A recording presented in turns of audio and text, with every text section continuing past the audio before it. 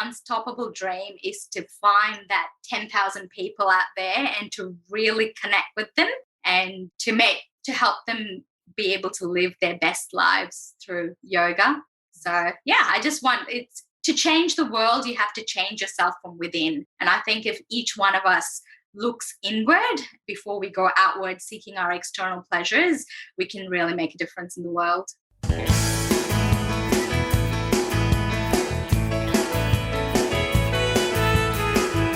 My guest today, Praveena Lakshmidurai, is passionate about sharing her love for yoga and meditation and how it can transform your life. Yoga and meditation is for everyone, and it can help you dig into your intuition so you make the right choices. And yoga is not a workout, but rather a work in.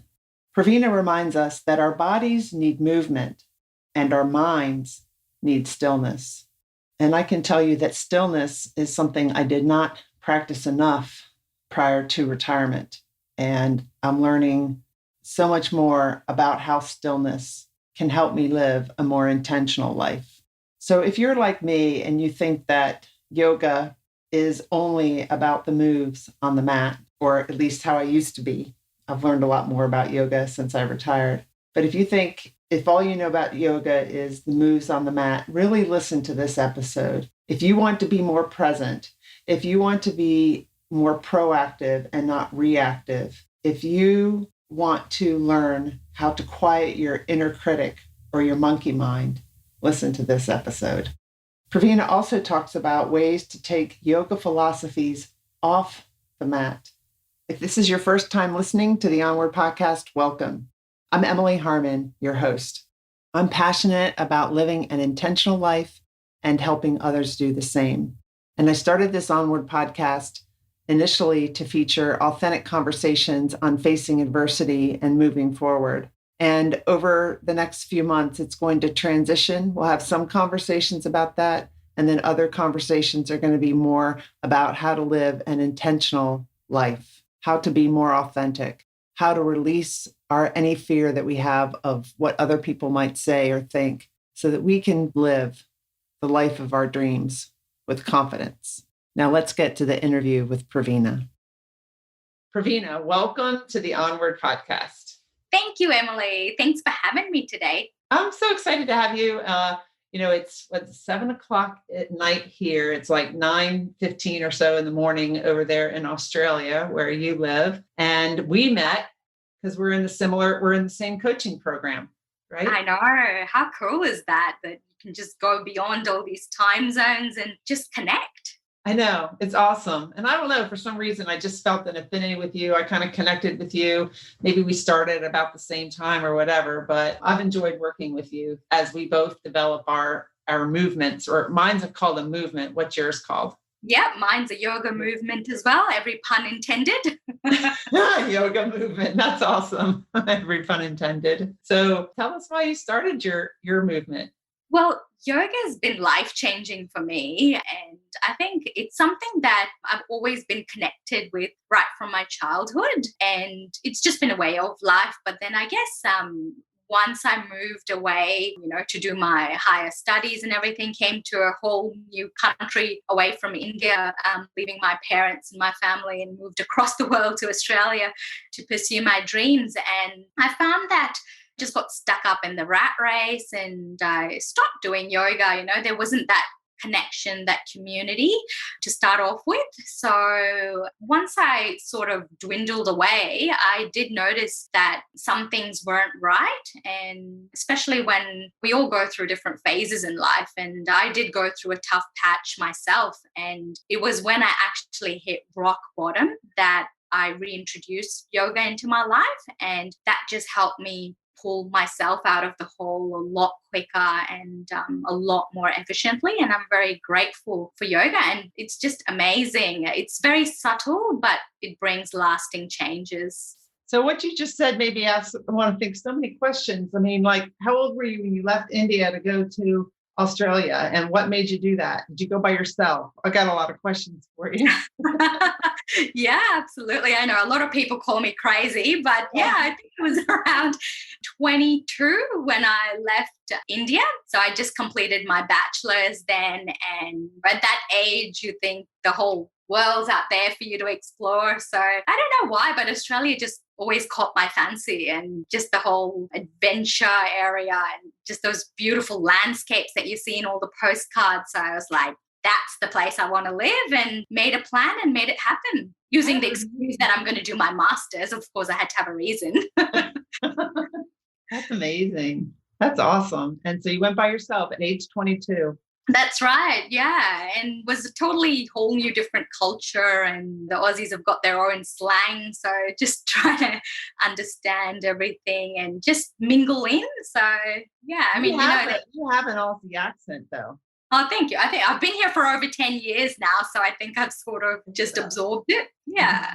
Okay. So you came over, but you kind of got into the rat race, kind of got a little busy. And then what is this hitting rock bottom? What happened that made you start picking up yoga again? Yeah. So I had my relationship wasn't the great with my ex-husband. So we did attend counseling, but things just were not working out between us. There were a lot of issues, and during that whole difficult process of separation and divorce, especially since we share a 8-year-old son as well. And then, there's one level where emotions that you're dealing with yourself, and then trying to be strong for my little one. So that was just really took its toll on my health, both my mental health, physical health, and just the whole feeling of feeling worthless, and a lot of the negative emotions that came along with it, starting to doubt myself. And when you're not in a good place in your head, it sort of trickles down to all other aspects of your life as well. So my career wasn't going the way I wanted it to. And and that's when I realized, I really have to do something to make a change. How did you realize that? Was it gradually, or was it one day it was like, wait a second, I used to do yoga and now I'm not. Maybe if I try that. I mean, how did it come about? Or did you go That is pretty much exactly what you said. Wow. Yeah. So I just, thought back to the days, I was just reflecting upon when were the times when I was really happy and content. And it just took me back to all those memories with my family back in India, when we used to just do yoga as a family. It was just part of our, daily routine. Wow. And just praying every day, and then attending kirtan, which we used to do as a family, and not only as a family, but as a whole community, where we'd have people come over to our houses and just being a part of something, part of the community. And then we used to go away to all these beautiful yoga retreats, just have time to ourselves. And that really helped us connect better as a family as well, just going away. And and it was all those memories. And, I just longed for that feeling once again. And that's what I thought. And I didn't really know many yoga centers. I tried a few. Like, there was the first center when I came to Australia, the first time I did yoga was a yoga class that was in a gym. And that experience totally put me off, because that's not the yoga that I'm used to back in India. So there were all these sweaty people, and there was blaring white light, and people just rolling up their mats when it's time to relax and heading out. But I'm like, Shavasana is the most important part of the class. You've got to relax at that end to just reap all the benefits of the class. But so that put me off. But no, gradually I built up a really good network, found the right kind of people, yoga teachers that I could relate with. And then I even went a step on top of that, because I realized that I really wanted to dive deep into yoga. So I did a yoga teacher training course, more so for my benefit, just so I can learn more about yoga. But once I did it, I've just been able to really, and the more I learn, I feel like the less I know. There's just so much to it. So, and then I realized that, it's not worth keeping all this goodness to myself. I really want to share it with everyone, which is why I've sort of dove into now starting my own yoga movement and teaching others just practically how to bring yoga into their lives. Oh, that's awesome. So when did you start your movement? Around in April timeframe? That's when I started mine. That's right. It was a Corona baby. when we're all stuck at home in ISO. What can I do with myself? Life's too short. What if I die tomorrow? What is it that I want to contribute in society? So, what's your, because when we develop these movements, we're encouraged to have an unstoppable dream. What is your unstoppable dream for your yoga movement that just keeps you going every day? Yeah, my unstoppable dream is to find that 10,000 people out there and to really connect with them and to help them be able to live their best lives through yoga. So yeah, I just want to change the world. You have to change yourself from within. And I think if each one of us looks inward before we go outward seeking our external pleasures, we can really make a difference in the world. Do your 10,000 people need to be local to you, or could they be all over the world? All over the world. There's no boundaries really. And with things like Zoom, it's just so easy to connect with everyone these days. Even though my family are across the world, we still talk very often. We've got video chat, and I don't think I would have ever connected with you, Emily, if it wasn't technology. This is awesome. So what are the kinds of things that you do for the people that are in your movement? Do you have yoga? Do you do yoga over Zoom? Do you get people together and do that? That's right. Yeah. So we do Zoom, and then I'm all about giving value. So I've got a Facebook group as well, Focus and Flow Yoga. So I share daily tips and insights, and we get everyone to contribute and share because we all learn from each other. We grow stronger together. So it's all about that engagement and having that community where you can learn as well as teach. There's always something to learn from anybody. Right. And that's what I like about my movement too. Everyone chimes in, and we just learn. So what are the main points you want to bring out about yoga and how, and today's the 3rd anniversary, right? From was it your divorce or your separation from my separation? Yeah, that was one of the biggest turning points in my life. And not only that, today's also my mum's birthday. She's my primary yoga guru. So big shout out to her. Happy birthday, Mum.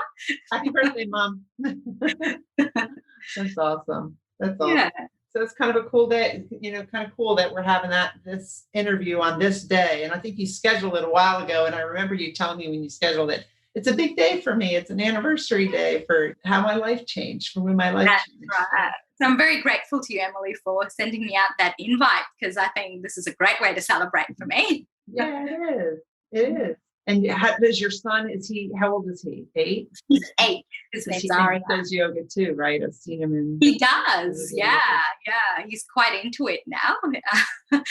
He was a bit resistant at the first, but then when he saw all his friends come in and join him, then he absolutely loves it now. And I've also started teaching yoga at my son's school, so to all the primary kids. Yeah, and it's been such an amazing experience. And I think that's really the age when introducing yoga has the best effects, because children these days, they're exposed to so much more anxiety than we ever were. So yeah, I agree. They need tools for handling it. Yeah, absolutely. I mean, we were like, you're in timeout or go to the corner or whatever, but that's not teaching you how to deal with your emotions and how to calm yourself down and exactly. And just really simple tools and techniques that has such a profound effect. It's just basically breathing. All you need to do is breathe. There's just a few different techniques and just being mindful of it. Yeah. So, that's something I've learned too over some of the training I've been taking and just interviewing podcast guests about. A lot of us just breathe from our chest, a very shallow breath. What's the importance of breathing really deeply? Why is that important? Breath is so important, because if you actually look at it, the first thing that we did when we came into this world as a baby is take a deep breath in and then leave out that loud cry. And then the last thing that we do before you leave the earth is, again, take a deep breath in and then let go of your body before you die. So you're exactly right. I just watched my kid's dad die, and that's exactly what happened. I'd never witnessed that, but it's true. Your breath. Yeah. And it's just something as simple as breath that you'll do unconsciously all day, every day, is just so important. So, you can even see the benefits of it in day-to-day life. Like turtles, they're one of the longest living mammals. And why do they live up to 100 or 200 years? It's because they take really slow, shallow breaths. It's all about the breaths. Wow. So there are so many different techniques of pranayama, which is also known as breathing in Sanskrit. So you have alternate nostril breathing where you're just balancing out your body. It's called anulom vilom. And then there's just basic deep breaths, just balloon breathing. Just pretend like your lungs are a balloon and take in equal counts of breaths in and out, just really slow. And then there's other schools of thought that say, take a deep breath in, hold it for 4 counts, and then exhale for an extra 2 counts. So if you're breathing in for 4, exhale for 6. And then there's another technique where you do forceful breathing. So there's a few techniques called Kapalbhati or Bhastrika, where you're just taking forceful breaths in and out, so quick, sharp breaths. And you'll just find that your head clears, like the mental fog just lifts up. So it's one of the really good things to do first thing in the morning to really wake you up. So yeah, there's just so many techniques and ways of doing this really simple thing called breathing. I'm learning breathing from a counselor, and it's called Kundalini yoga. Yeah, that's a very powerful one too. So this is a question I've not asked her, so I'll ask you. A lot of times when I breathe, take a deep breath in, I suck my stomach in, but you're supposed to push your stomach out.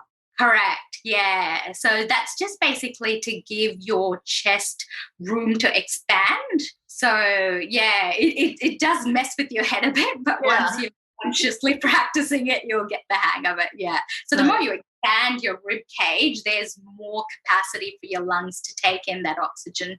Okay. Yeah. And I was thinking to myself, because I started to think, well, is that how I normally breathe? I don't think so. I think I breathe in when I take a deep breath. And what she's saying is expand, just get it outside of just your chest, but get it in your lungs, really get that breath in there and then let it out. And it does make a huge difference for sure. Amazing. That's right. Yeah. I'm sure you can feel the effect straight away. So I didn't really realize there's all those different kinds of breathing, like one nostril, the other nostril, I guess, but it helps clear your head. It helps you, some of the things we talk about in the Onward movement, it helps you discover your authentic self. It helps you discover your intuition. It helps you get in touch with, however you want to say it, God, the divine, the universe, whatever, right? Absolutely. I never got it. I'd heard that, but I didn't get it until I started doing it.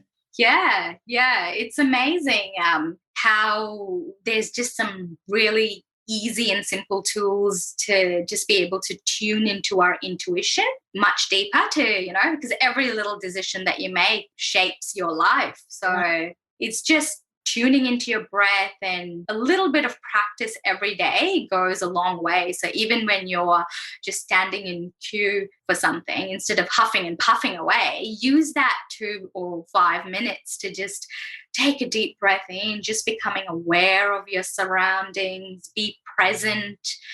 And again, awareness can mean even just being completely present. So you recognize any changes in a familiar situation. So even if you're like chatting with your mum, let's say, and if you're really aware, instead of trying to watch something on TV while chatting with her, or just tune into the conversation, you can notice any subtle changes, and there might be a lot behind the scenes. And it just helps you really pick up on things when you're really intuitive. You can pick up on all the subtle signs, and physiology is such a big part of your intuition as well. Like, you really got to listen to your body, because your body speaks to you just the way that, if you're in a fight or flight situation, you have things like tightness of your chest, your mouth goes really dry, or you get a lump in your throat. So that's just your body telling you something's not right, and take yourself out of that situation. Yeah, you got to listen to it. Well, since I started so I'm somebody that, and I'm working on changing this about myself, just kind of go doing, go, instead of doing more, instead of being more. And when I started practicing that yoga and the deep breathing, especially the Kundalini yoga and the breathing, I recognized subtle changes. And one of them is, my dad likes to talk a lot. So I went over one day to hear him play the piano, and I had groceries in the car, and Normal Emily would be, I've got to rush and not really focused on the piano playing and just thinking about what I have to do. But it wasn't until after I was done visiting him that I realized I was not thinking about the groceries in the car. I was not thinking about how much stuff I had to do when I got home. I was enjoying the music that he was playing, and I kept asking him to play more. And I was enjoying the conversation. That's something that's been hard for me to do, but I know it was the yoga and the breathing that helped with that. Amazing. And I have to say, I did watch that video of your dad playing the piano. Like, I was mesmerized. He is really good at it. Yeah. At 86. I can understand why he sort of took you away in your mind. Yeah. So, Amazing. yeah. So how have you seen your life change and your demeanor and the way you approach life since you've gotten back into yoga in the 3 years? I think the biggest change, which I'm still trying to work on, I think I'll always be a work in progress, but the biggest thing for me is I'm now responding rather than reacting to situations. So I always remember something makes me angry, just take a deep breath. Don't say anything, don't do anything silly that I'm going to regret later, but just focus on the facts, take the emotion out of it, and then let your higher mind decide what to do next. So I think that's really helped me because, sometimes words can really burn bridges. So that's why I'm very mindful of the things I say to my son, always being encouraging and not let my emotions affect him in any way. So just trying to keep the vibes of our family nice and peaceful at home. And I think I'm just a much more calmer, more grounded person.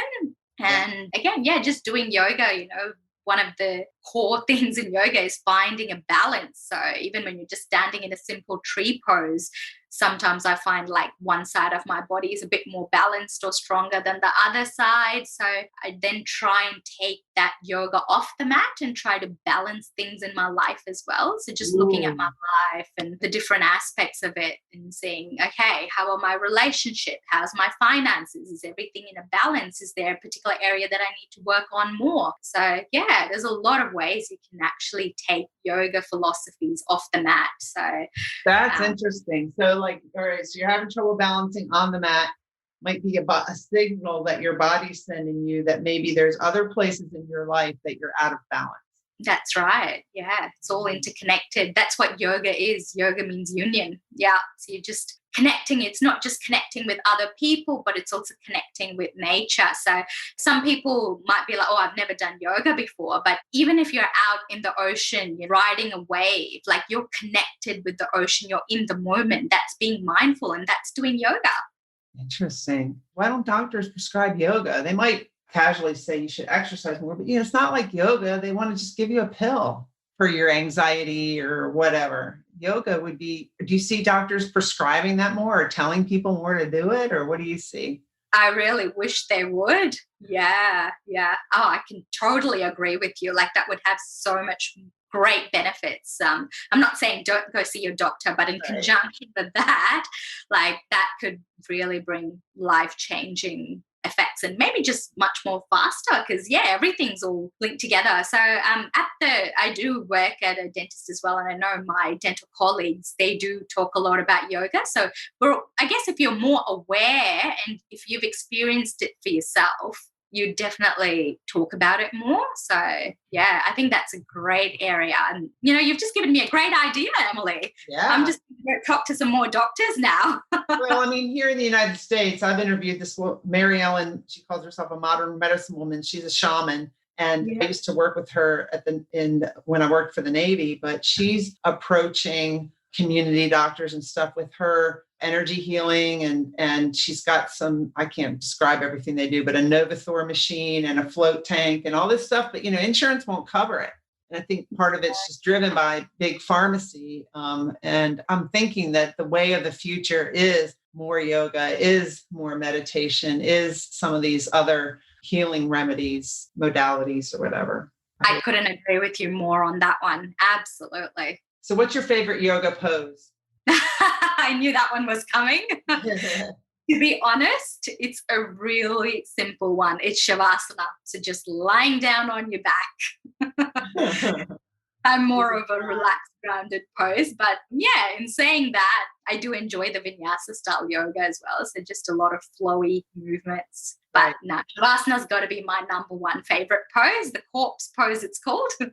Yeah. I like that too. At the end of a long class or even just meditating, when I do all the breathing exercises and then I lay down and it just feels so good. It does, doesn't it? Yeah. So what other points did you want to make about yoga? Yeah, so I guess people, when they're looking out for fitness routines, they think that yoga is just slowing down and there's not much work. It's just, it's going to be boring. But I really want to bust that myth and blow that misconception away, because yoga is not just a workout. Yes, there is a component of it, which is the asanas or the postures, which gets you moving. But that's just a very tiny part of yoga. So yoga is a lot more working in. It's a lot of self-reflection and bringing yourself to shine from within. And this is something it's a science that's been around for over 5,000 years. So it originally originated in India. And I think in this day and age, it's just getting a lot more popularity in the Western countries. So back in the days in India, the yogis, they'd go off and climb the Himalayas and go away for 10 years or a few months or whatever it was. I'd like to do that. Yeah, but that's not really something, people these days can do. Like, you can incorporate yoga in your everyday life, but to be honest, the only Zen that you're going to find on top of a mountain is the Zen that you take with you. So you have to really do some reflection and taking yourself out to a new environment. Yes, it may stimulate that, but really you can just be sitting in your own room and doing the work there as well. You don't necessarily have to go climb the top of a mountain for it. Yeah. And yeah, I guess it's more of a lifestyle. So in the Western countries, you say, yeah, we're doing yoga, but then, like I said before, they're just rolling up the mat and running out because they've had the workout and they forget about Shavasana. Right. Or generally in yoga, to be able to have your peak performance or have the optimal performance of your body, it's generally recommended to have a vegetarian or a sattvic diet. But I think that's something that most Western people, or even a lot of Indians, they just pick out the bits that don't serve us. Like, you can't give up your chicken or your beef. So that's not really becoming a complete yogi. But yeah, it's just a work in progress, as I said. And yoga is something that you can combine with a lot of other sports and activities. So it's only recently that to lose a bit more weight, my personal trainer has got me into doing a bit of weights, lifting weights. And I found that has really helped improve my core strength, which then helps me really hold a lot of the yoga poses a lot, like the boat pose, which involves a lot of core strength and, the inversions and the handstands. So it really helps with that. So they're all interrelated. Yeah. And then do a bit of yoga, the bit of flexibility and just stretching out your hamstrings and your hips before you run. It really helps me to run for longer. And at the age of 35, I did my first half marathon. So I'm proud of myself about that. And I think it's a combination of everything, yoga as well. And it'll help too as you get older with balance. My mom said, I don't know what age it was, maybe 60. Even they were asking me now, every time I go to the doctor, have you fallen lately? Yeah. They're really concerned about your balance, and it helps with that, right? Absolutely. Yeah. I've got my elderly neighbor who's more like family now. She's fallen down 3 times in the last year. And yeah, so I am working with her to work on her balance. And yeah, I think it really helped her with her recovery as well. So which is great. So, you said it, and I don't know if some people get it and some people don't, but it's like one of my last guests talked about going within. And you have to really know, you have to know yourself, but that's kind of thinking. You have to, I don't know if I'm describing it right, but when you are able to quiet your mind, you quiet your thinking and get into that meditative state, then you connect more with like your higher power or your intuitive self. You connect with your subconscious, and yoga can help with that. Absolutely. Yeah. Because yoga sort of tackles both those areas. Your body needs movement, but your mind needs stillness. So, So there's a concept that we say, which is the monkey brain in yoga, like especially on a full moon night, your mind's just all over the place thinking all kinds of thoughts. And I think that's something all of us can relate to, and our mind's just going a million miles per hour. But there's so many meditation techniques that can just ground you and bring you in the moment so that you're just focusing on being in the moment, just allowing all the thoughts to float away. So there's a really simple technique called japa meditation, which are the japa beads. You might have seen a lot of even celebrities nowadays, they will wear the japa necklaces. I don't know whether it's a fashion statement or whether they're actually meditating. That's a whole different story. But yeah, it's as simple as just using the beads for texture as you hold it in your hands and just chanting simple mantras. So just to get your mind focused. And again, mantras is another thing that sort of have a lot of different versions. And again, that's another misconception that I'd like to clarify. So if you're going really deep into the yoga studies, affirmations are different to mantras. So, if you say something like an affirmation, I am enough, that is not a mantra, because what mantras are based on transcendental sounds.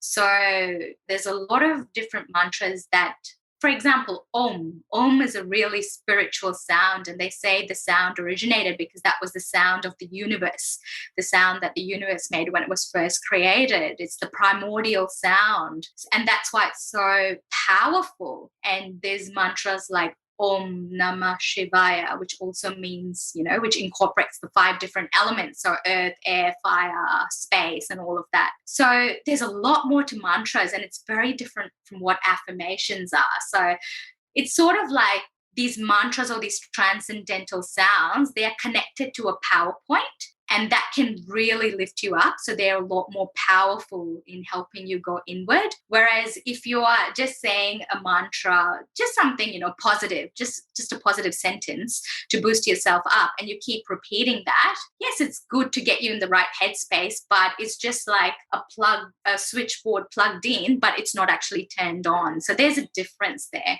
Yes. And that's why it's really important to find a good yoga teacher, because nowadays it's just really easy to find, anyone can become a yoga teacher, but there's just so much science to back it up. And unless you go really deep, it can be taught in a very superficial way, but there's a lot more to yoga. Yeah, because like when you go to a yoga class, it's okay, we're going to do this move and that move and this move and that move, but you're not really learning all the stuff that you're talking about here.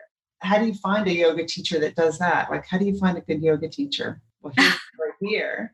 Praveena, you can do that over Zoom, right? Do you lead classes over Zoom? So if I put a link in the show notes, people can take. Absolutely. Yeah. I think that's the second best thing.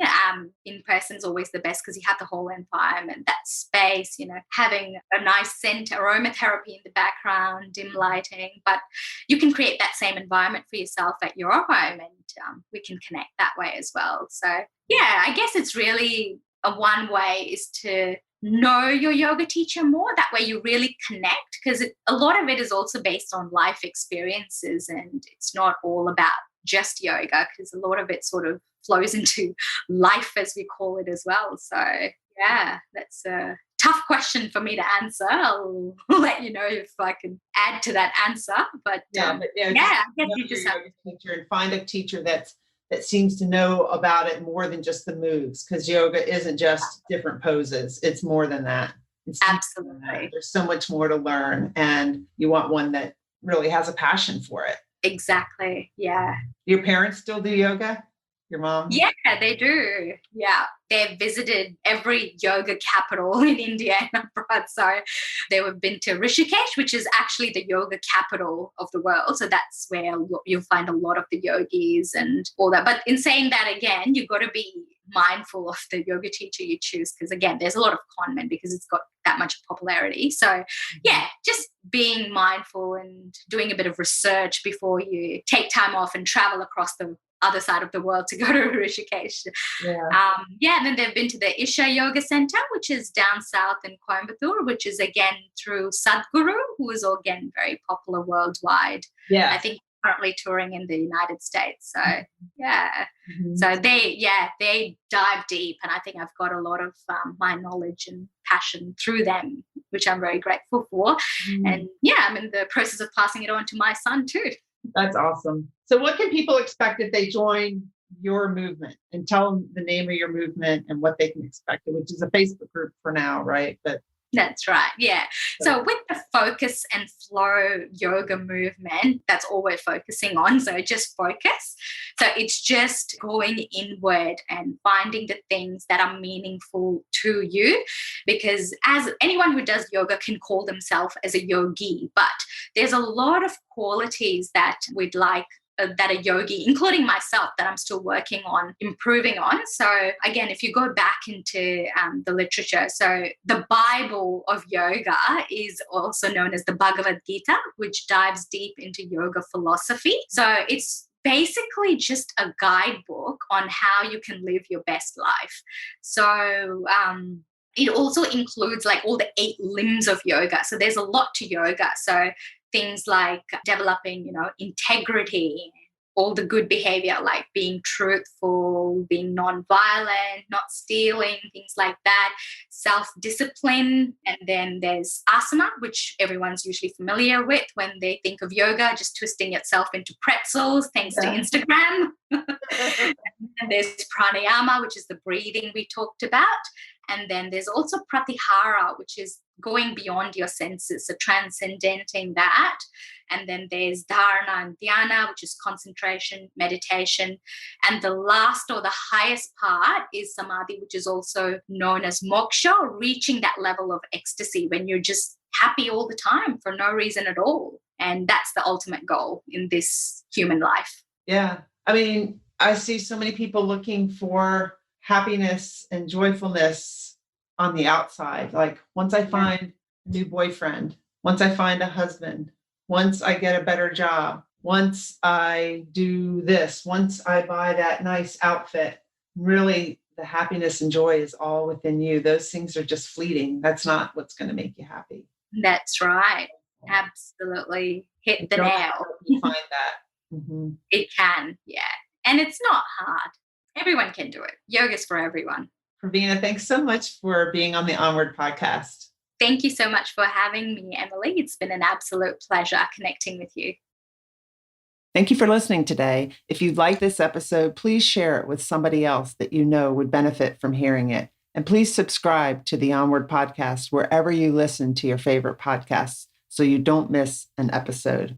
Come on over to Facebook groups and check out the Onward movement. There's nearly 1,400 people in the Onward movement now, and we're all focused on living a more intentional life, on embracing our authentic selves, on releasing any fear of judgment so that we can pursue our dreams with confidence. And for those who want to go deeper, I've started the Onward Accelerator coaching program. It's a group coaching program. And what a better time to join a group coaching program. I mean, we're getting ready to head into the winter months with COVID. We're stuck in our homes. Why not take some time to engage in a community of like-minded people who are all on a journey to learn more about who they really are, their authentic selves?